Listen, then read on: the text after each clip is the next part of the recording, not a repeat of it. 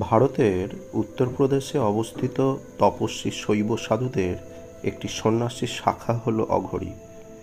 তারাই একমাত্র জীবিত সম্প্রদায় যারা কাপালিক ঐতিহ্য থেকে উদ্ভূত, যা শৈব ধর্মের একটি তান্ত্রিক অপৌরাণিক রূপ, যা মধ্যযুগীয় ভারতে চতুর্থ থেকে অষ্টম শতাব্দীর মধ্যবর্তী সময়ে উদ্ভূত হয়েছিল। অঘরীরা হলেন ভৈরব রূপে প্রকাশিত শিবের হিন্দু ভক্ত এবং তপস্বী, যারা জন্ম, মৃত্যু ও পুনর্জন্মের অন্তহীন চক্র থেকে মুক্তি কামনা করেন।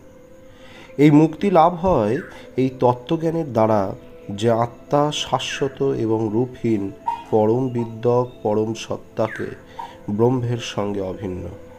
তাদের অদ্বয়বাদের মতবাদের কারণে অঘরীরা মনে করেন যে সকল বিপরীত বিষয় মূলত অলীক বা মায়া।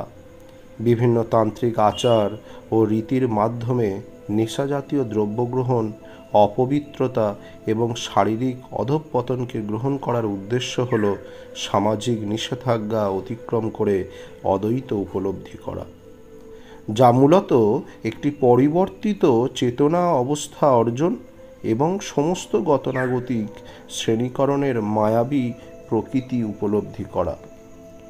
অঘরী আচার অনুষ্ঠান, যা বিশেষভাবে গোড়া হিন্দু ধর্মে প্রচলিত সুচিতার ধারণার বিরোধিতা করার উদ্দেশ্যে অনুষ্ঠিত হয়, সাধারণত প্রকৃতিগতভাবে ভয়ঙ্কর বা বীভৎস।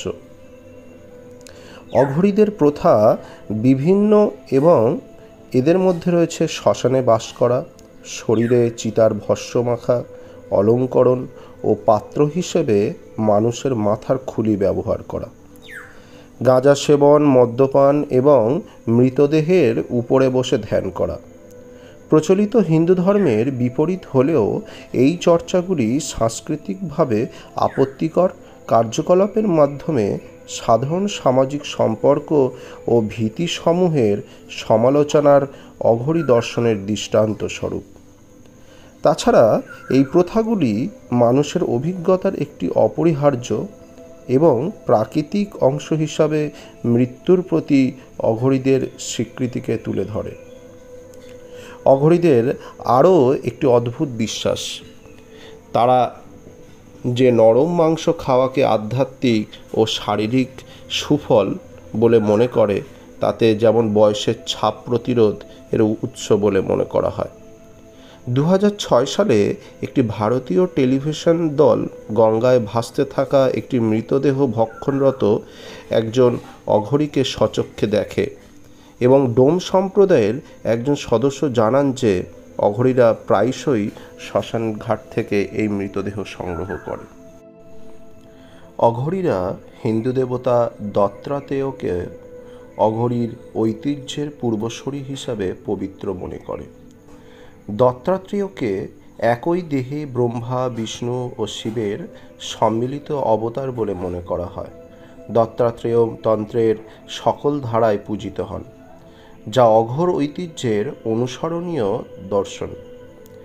হিন্দু শিল্পকলা এবং এর লোককথার পবিত্র গ্রন্থ পুরাণসমূহকে তাকে প্রায়শই অঘরীদের বামাচার তান্ত্রিক উপাসনায় মগ্ন অবস্থায় চিত্রিত করা হয়, যা তার প্রধান সাধনা হিসেবে বিবেচিত।